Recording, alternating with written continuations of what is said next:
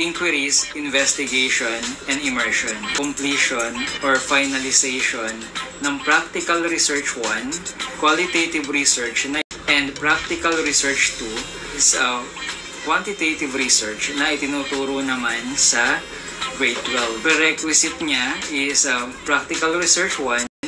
Kailangan mo munang matapos yung dalawang researches na yon, and then saka mo ngayon kukunin tong III. Ito na po yung pagtatapos ng programa sa research sa senior high school. Inquiries, investigation, and immersion is an applied track subject included in K-12 basic education in senior high school curriculum.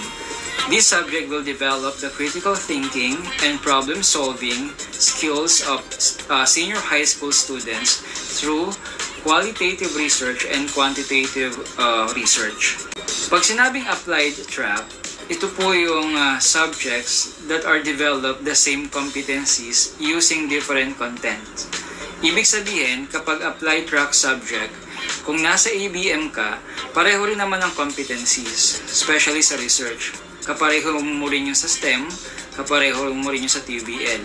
Pero yung content niya, dun magkakaiba-iba.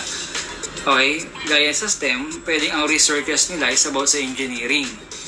Kayo naman sa ABM, ang researches naman nila is about sa marketing, sa